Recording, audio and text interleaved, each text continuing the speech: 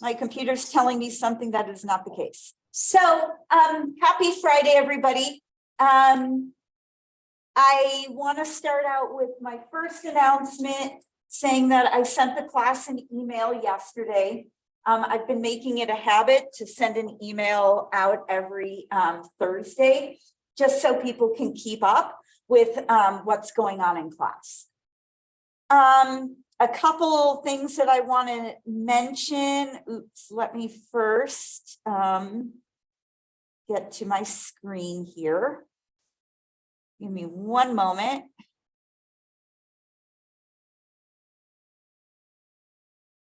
All right, I'm going to share my screen. As my email yesterday pointed out,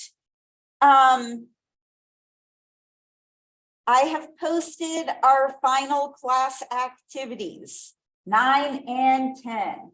So if you go to the Moodle page, you will see that they are available. For those of you who are here in person, I have printed copies here that I'm happy to give you. And if you are not here today, but are planning to come to class next week in person, I would, I'll say I'm going to be bringing it to every class period between now and when they're due. They're due a week from today. If you get them into me sooner, I will hand them back to you and give you the feedback, which can be helpful if you want earlier feedback. But they're not due until a week from today. Any questions on that? Okay, so that is one order of business. The other order of business, those of you on Zoom, can you see my open math page now?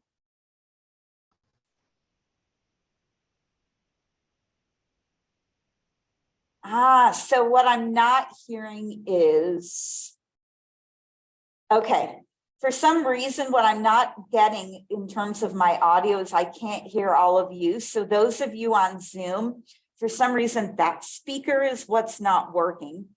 Process of elimination. So if you have any questions, please put them in the chat because I want to help you as well and acknowledge everything.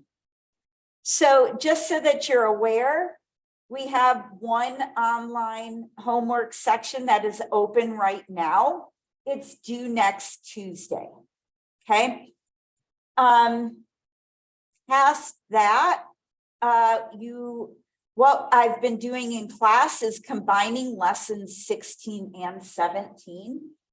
My comment to all of you is that, we're not doing all of this. So if you watch these videos, there's several people who access all these video lessons, which is so awesome. Please be aware that if I don't cover it in class, it's not something that I test you on. Okay, there's far more in the textbook, etc., than what we would have time to cover. So for example, this linear inequalities and systems, you're not going to be required to graph these things. Okay, we will be talking about that today. Once we are finished with this last bit, we started it last time. You will have one more homework assignment, which already has the due date set. I want that to be due the last day of classes. I could extend it perhaps, but just to show you what it looks like, there's only 5 questions. So I don't really feel bad having it be due the last day of class. Okay, most likely because we're going to be finishing it a heck of a lot sooner. So in terms of where we're going from here with the class is as follows. I had one of your peers email me this morning and put out a request for me to do a couple exercises in lesson 15. So what I plan to do is start there and cover those exercises. And then if there's other questions, I'm sure happy to answer other questions that other people may have. These were just emailed to me. So I want to get to those. I'm happy to clarify anything that we've talked about thus far. And then what I was planning on doing is continuing on with our last unit to get through as much material as possible before next week. Next week is our last week of classes. Isn't that wild? I think so. And 2 weeks from today, at this time, you will be done with Math 115. Because the last exam, and this was in my email that I sent out yesterday to the class, the last exam, I don't have a say during finals week when all these tests are scheduled. The registrar's office makes the schedule based upon, you know, so that people don't have 2 finals at the same time. They do it all by the day and time of classes. But our last test is scheduled for Friday, the last day of finals, from 8 to 10 in the morning. I kind of find that less than ideal. I'd sure love to have it earlier in the week, but you know, we can't always get what we want. So I will be here at 8 o'clock in the morning. And 2 weeks from today, my hope is that the rest of you will also be here at 8 o'clock in the morning to take the last test. As I mentioned in my email yesterday, the test is a 1-hour test, just like your first 2 tests were. As I've told you, it's not a cumulative final. It's just a test on lessons 12 through 17. So essentially all of the linear math. Okay.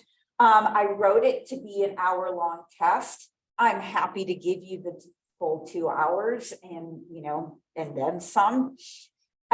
So certainly, I will be talking about the test next week. Sally, that's a great question. Absolutely. So there was a question on Zoom. Will we have a review? Oh, totally.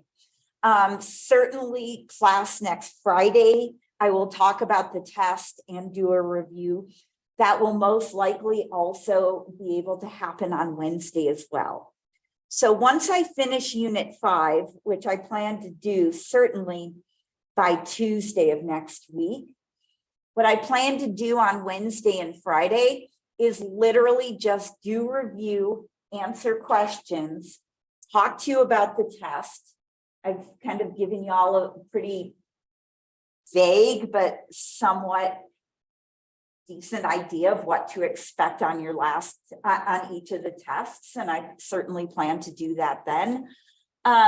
So I'll be answering questions. I'll talk about your last test.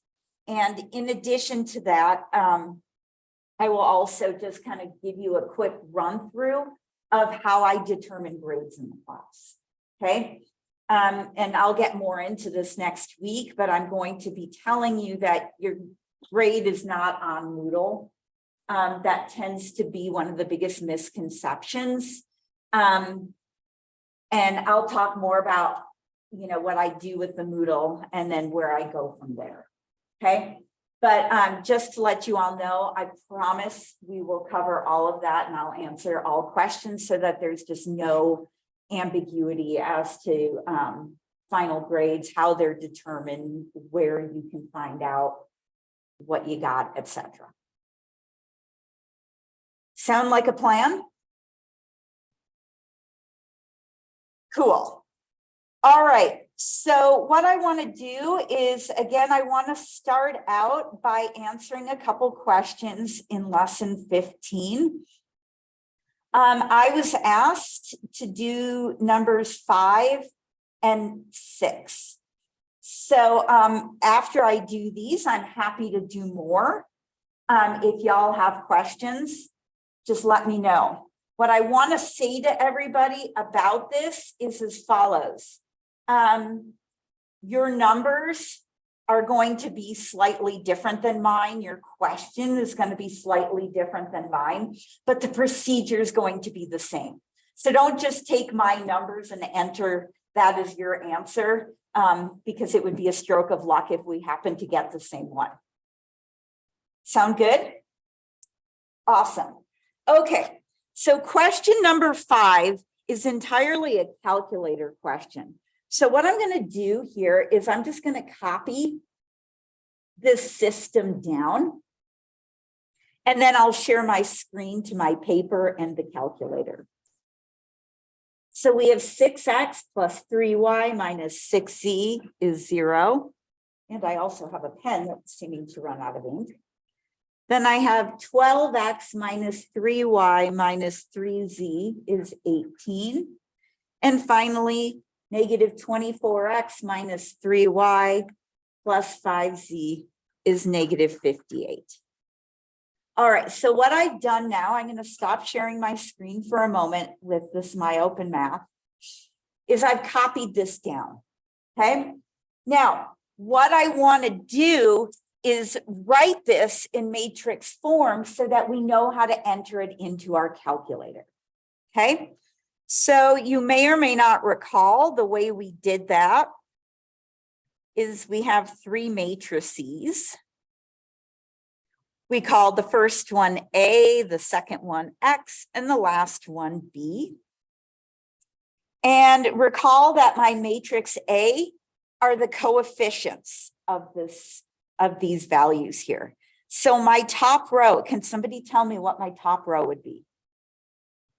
6, 3, negative 6. What's my next row? 12, negative 3, negative 3. And finally, negative 24, negative 3, and then 5. What do we put here? This is our coefficient, this is our variable matrix. This is essentially what we're looking for. And then what does this equal to? 0, 18, and negative 58. So recall what our next step was to enter these into our calculator. Before I go on to that next step, may I ask if there's any questions? All right. So I don't know which calculator you want to see. Riley, I'm going to ask you. I'm looking at your name here. Do you have the TI-36 that you want me to do it on? The TI-83? You have the TI-84? Okay. So I'll enter the matrix on this calculator. If after I do this, enter the matrices on this calculator, if anyone wants to see it entered into this other calculator, I'm happy to show you as well. Okay. So what we want to do, is we want to enter the matrices into our calculator. So if you have the TI-83 or 84, again, we have this X to the -1 button, and then right there we have matrix. So I'm going to hit second X to the -1.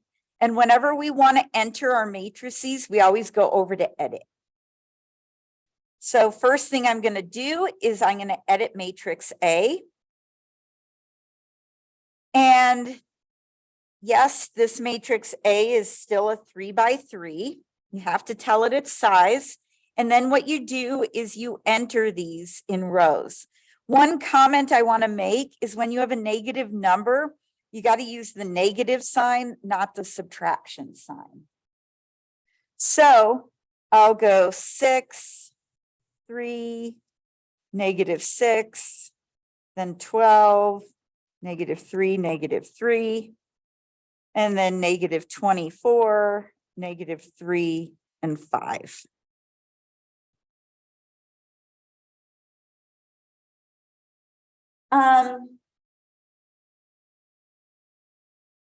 But if it just gives a variable, that's not a dumb question, Riley. It's an awesome question. Yes. So recall that if my example like just had, I'm just going to move to the side. Suppose I had like X minus Y equals 12 and there was no Z written. The way that I would write that row is 1, -1, and since there is no z, I would put a 0. So yeah, by default, this is 1 times x, and when you just have a minus by default, it's -1. No, that's an awesome question. Don't ever second guess your questions, my friend. They are really appropriate. All right, so we entered matrix A. And again, if someone wants another tutorial, we did this in detail in class, I don't know when, earlier in the week, probably. Please access that video. So now what I got to do is I got to enter my matrix B. So I can quit. And then I go back into my matrix. I go over to edit, but notice I want to edit matrix B. My B is a 3 by 1. And I'm going to enter the particular values that I was given. So 0, then 18, and then -58.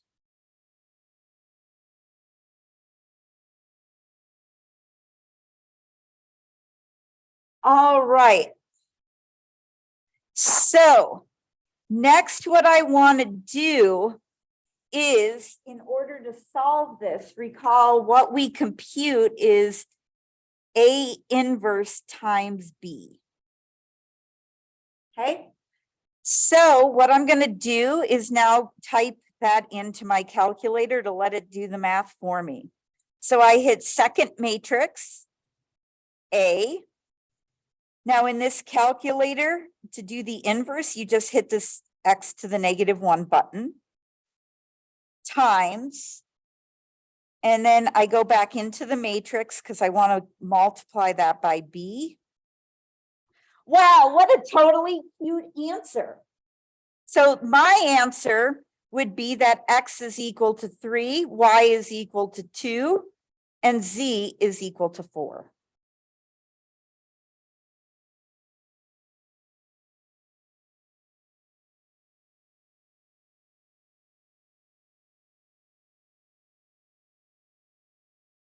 All right. Does anyone, while I'm here doing this, want me to show you how to enter it into this calculator? Or are y'all okay? All right. Well, now let's look at, I'm going to share my screen again, number 6. And again, your number 6 is going to look slightly different than mine, but it'll be the same process. All right, so let's read this really thrilling question. So, and what I'm going to do while I'm reading this question is I'm going to just take notes on the side so that I can then share my screen with my notes. So we have admissions to a museum is $30 for adults and $20 for students. Huh? What if it's a student who's an adult? Anyway, sorry, a little redundancy. Anyway, the freshman class is attending a field trip with teacher chaperones. Hooray. Mr. Freeze collects $5,050 total from teachers and students, and a total of 248 people are going. And we want to know how many students and teachers attended.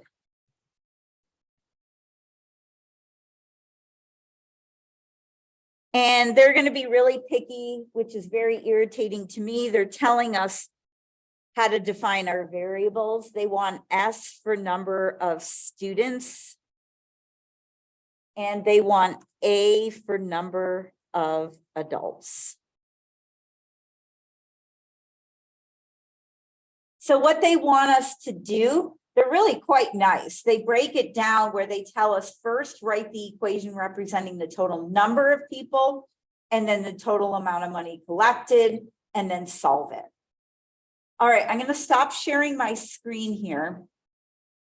Because honestly, the way that I would have this worded is as follows. My part A would be define your variables. Okay, in other words, what are we looking for? And recall, the way we figure out what we're looking for is we go to the question that is being asked. So we want to know how many students and teachers attended. So they told us, let S represent the number of students and let A represent the number of adults. I will ask you to define your variables on the last test for sure, okay? And then in part B, what I would tell you is set up your system and then solve it. Now, again, your online homework broke it up a little bit more, telling you how to write each equation. I don't do that, okay? So recall the way you define your variables. My hint thus far has been given, go to the question. They tell you specifically what is it we want to find. Recall my hint for setting up the system is go to the totals. That tells you how you want each equation, okay? So what are the totals that we're given? Well, we're given the total number of people and we're given the total amount of money, okay? So one of them involves people and the other one involves money, okay? Those are the two totals we were given. So let's talk about the number of people. Well, who's attending? Isn't it the total number of students plus the total number of adults is going to be 248? Well, we're looking for those and we have that the total number of students, we're calling that S, and the total number of adults, we're calling that A. Any questions how I got my first equation? All right, now let's talk about money. Okay, how much money do we collect? Well, it depends, right? Whether they're a student or whether they're an adult. The students pay $20 a piece. Okay, so do you agree that the total amount of money we're going to collect from the students is $20 per student times the number of students? So I would call that 20S. How about adults? What's the total amount of cash we're going to get from them? 30A, right? $30 per person times the number of people. All right, so my first question is, are there questions on how I set up my system here? Now, at this point, sorry that there's so many lines. I've got to get a new cord here. At this point, what we want to do is solve it, okay? We've been solving these systems when we have two equations and two unknowns by hand. But when your numbers are bigger, if you want, you can certainly put it in your calculator like we did in the previous example, okay? There is one question on your last test. I've already written your last test. There's one question on your last test where I do give you a system and ask you to solve it using that addition elimination method, but your numbers are much smaller than this because I don't want you futzing with that sort of thing. But in a word problem, when the numbers are bigger, if it helps you to use a calculator, go for it. Doesn't really matter which way we do it here. I think maybe just to be sure that everyone knows how to enter this into the calculator, I'm going to show it with this calculator.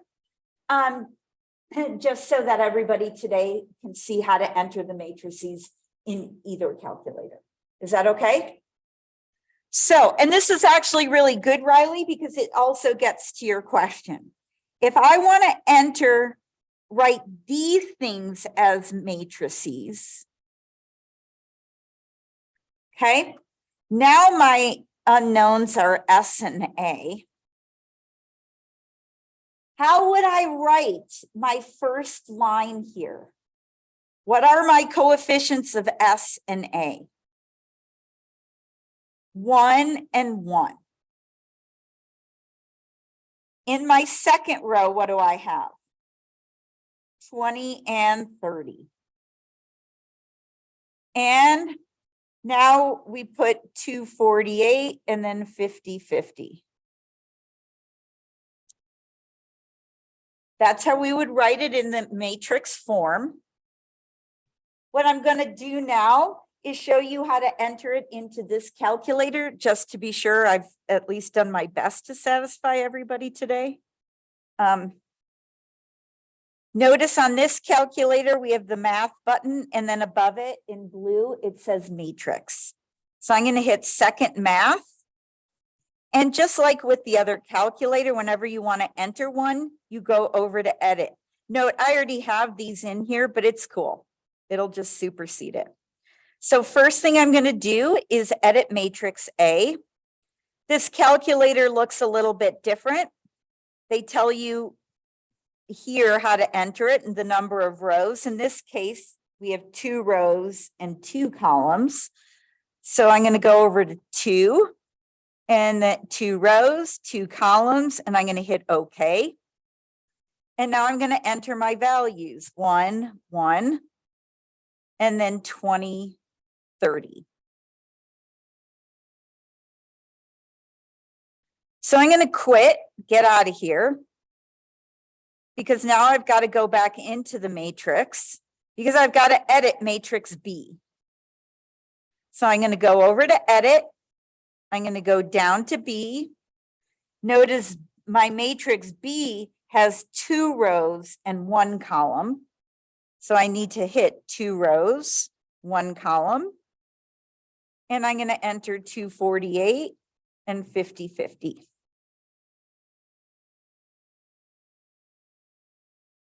Yeah. All right. So now I'll get out of there. Again, the way we solve this is we want to do A inverse times B. So what we need to do is we need to get matrix A on our screen. So I have to enter the matrix again. I just love saying that. I think it's kind of funny, even though it's probably corny, but whatever. I'm going to hit enter. Now, a difference with this calculator as opposed to the previous one is the way you get the inverse is you've got to re-enter your matrix and go to math and then go down to 3 where it says inverse. Now I'm going to hit times and I need to re-enter the matrix to get to matrix B. Holy mackerel. So what I found here is that there's going to be a total of 239 students and 9 adults. And if you want to try it by hand, go for it. You better get the same thing. Questions? So you only use an inverse when you have 3 equations and 3 unknowns. Yeah, you can use it when you have 2 equations and 2 unknowns as well. But beyond 2 equations and 2 unknowns, you have to use the calculator. Okay. When you have 2 equations and 2 unknowns, you can either use the calculator, or if I tell you specifically to use the addition elimination method, then you need to use that method, but you can check your answer with the calculator. Cool. No, Riley, I really appreciate your questions, and my guess is so does the rest of the class. Are there any other questions in lesson 15 while I'm talking about that? How many of these calculator questions, Sally? and I have a guess, there's just going to be one. So if memory serves, I don't want to say because I don't have it right in front of me, but there's only going to be, I know that there's one that tells you to solve using the addition elimination method. And I know there's one that I leave ambiguous and you can solve it either way you want. But it's a 2x2. But let me, before that's set in stone, let me look at the test before I come to class on Monday to refresh my memory. But there's only, there's only one question that's going to be a calculator. Any other questions?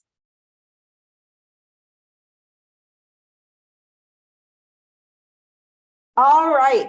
And recall, with the last test, you get a sheet of paper with notes, just like you have with the previous tests. So if it's a struggle for you to remember the calculator steps, that's certainly an awesome thing to put on your sheet of paper with notes, like write them out in whatever detail you need. And that should serve to help you. I don't need to ask you to memorize how to use technology.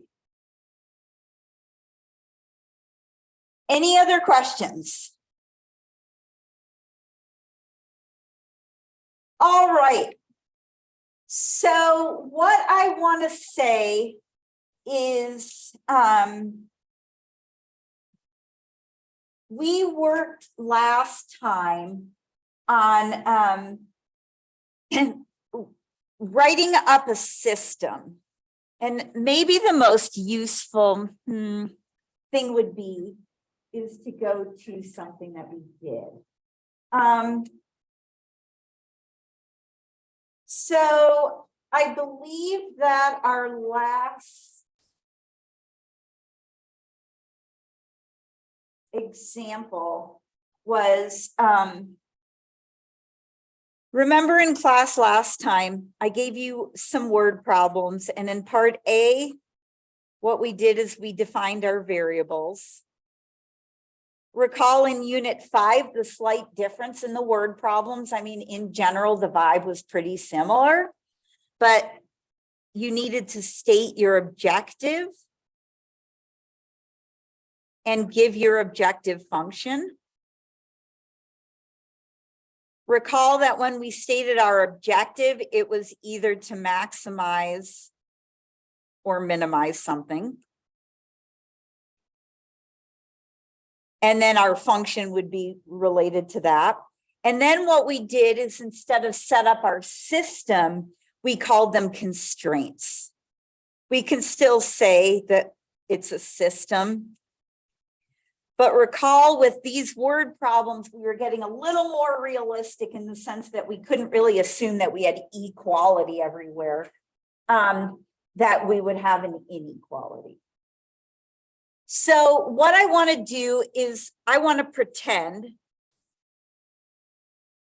that we translated a particular system. And what I'm going to do is I'm going to show you how you would go about solving it. Okay. Now, historically, what we've done is have you graph systems of inequalities. Once you look at worksheet 9 and 10, which again, I made available on Moodle today, and also I have in class here today, you'll see the type of question I ask you, okay? I'm not going to ask you on the test to graph a system of linear equations or a system of linear inequalities. I'm going to show you how to do it in case somebody wants to know how to do it by hand. But again, we always have technology that does it. Okay, but let's suppose we translated a word problem. And again, we've worked on translating word problems most days this week. So please refer to the videos, and we'll go through more next week, of course. And found that we wanted to maximize something. I don't really care what it was. And I'm going to say, suppose that our objective function was 4x plus 11y. Okay. Remember last time, I think we talked about maximizing profit. And they were subject to the following constraints.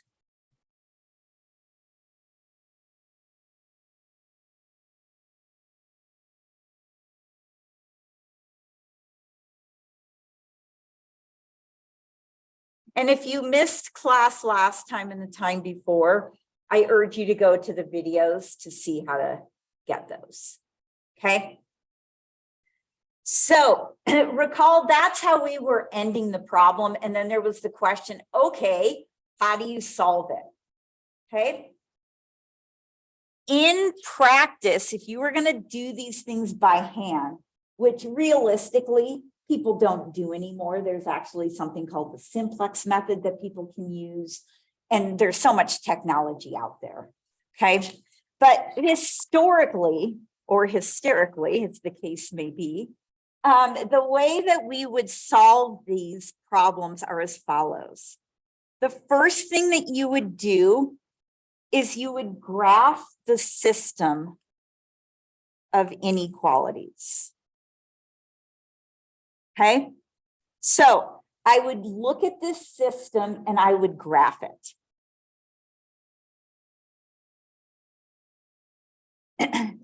And then what we would do, and I'm going to show you how to graph a system, but then I'll give you an idea of what it's going to look like for you. Okay.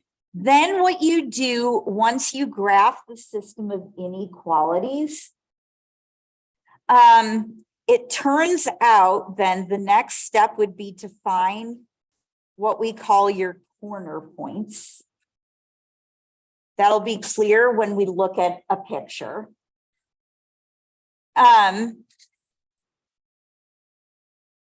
Of the feasible region.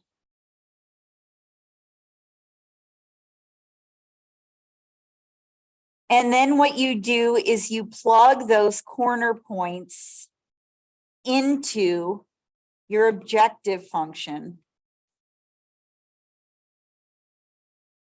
to find the maximum or minimum as desired.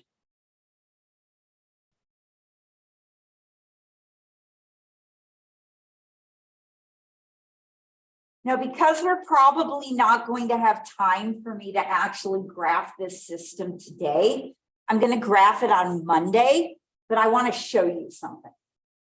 Okay. I need to share my screen. Does everybody have this down right now? At least who wants to write it down? Okay. So what I'm going to do is I'm going to share my screen here.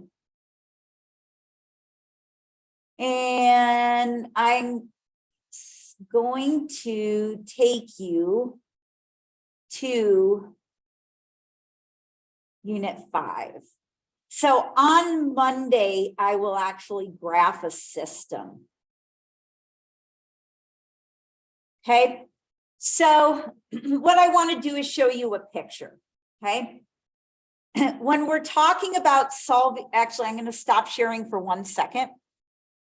What I want to mention here is when you graph a system of equations, it's not just one line that works. Notice we have inequalities, and I'll talk about that. You may or may not recall that involves shading. Okay, we'll talk about that next week. It's nothing you're going to have to do in this class. But what you want to do is you need to find the region that satisfies all of these equations at the same time. Okay. And so back to sharing my screen. What they've done here is they've already graphed a system of inequalities. Okay. And it turns out that this region right here is the region that satisfied all of those inequalities. This will also be your starting point on the test. You dig? Okay. Now, one of the things that's beyond the scope of this class for me to teach you, and you're just going to have to trust me, but I swear I'm not a liar. Really, is as follows. It does not matter what you're trying to maximize or minimize. Once you've graphed your region that satisfies those constraints, the only points that can serve to maximize or minimize anything are what we call our corner points. In other words, essentially what they've done is they've graphed this line and this line and this line and this line. This is the region that came out to be true for all of those, okay? So the first thing you're gonna have to do is identify your corner points. And that's literally just reading the ordered pairs. Make sure you know the ordered pairs, how to write ordered pairs, okay? So in this case, what I'm gonna do is I'm gonna say, let's write what each of our ordered pairs are. Do you all agree that this ordered pair here is 4, 7? Okay, if you have a question how I'm getting that, you gotta let me know. Okay, what's this ordered pair? Here, let me go. Oh, it won't let me move. 7 and 3.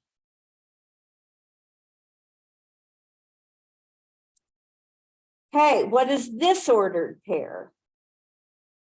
11, 12. And the final ordered pair is 10, 13. Any questions how I got those ordered pairs? Okay.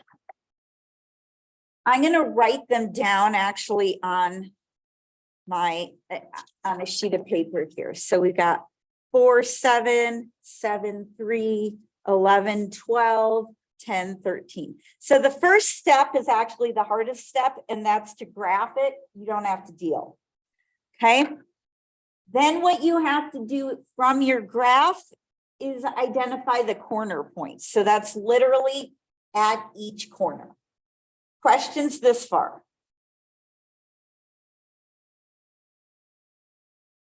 All right, I'm going to stop sharing my screen. They gave us this objective function. Now is where we pay attention to the objective function, okay? What you do, again, what my steps said here, is plug each of the corner points into the objective function, okay? Well, you're given X's and Y's. So if I take 4, 7 and plug it in, do you agree?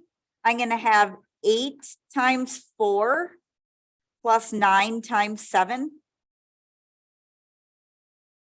Okay, so what do we get? 32 plus 63. So this is equal to 95.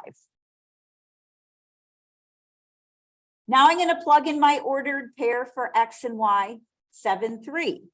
So here I have 8 times my X value plus 9 times my Y value. And if you do this computation, you get 83. Literally, I'm just plugging them into my calculator, guys. Now let's plug in 11, 12. Well, 8 times 11 plus 9 times 12. And that gives us 196. And finally, plug in the last ordered pair.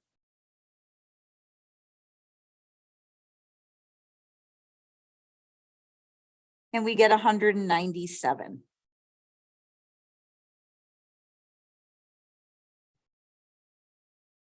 All right. Now, in this particular example, they wanted us to maximize this. How do you know which ordered pair maximizes it? Look at the values that came out for C. What's my largest value? 197. So what I would say is that the maximum is 197, and it occurs when whatever X represented is 10 and Y is 13. Suppose instead of maximize, I told you to minimize. You've already done all the hard work, okay? You just ask yourself, what is my minimum value here? What is it? The minimum is 83, and that occurs when X is 7 and Y is 3. Now, you're not going to truly appreciate all of this until we actually go through and I show you how to graph a system of inequalities. And then you're going to be like, oh, I'm so glad I don't have to deal with that. But this is what we'll be doing, and we'll tie it together on Monday. All right, have a great weekend, all. Oh, Riley, thank you for taking the time to do your work and to ask questions. Seriously.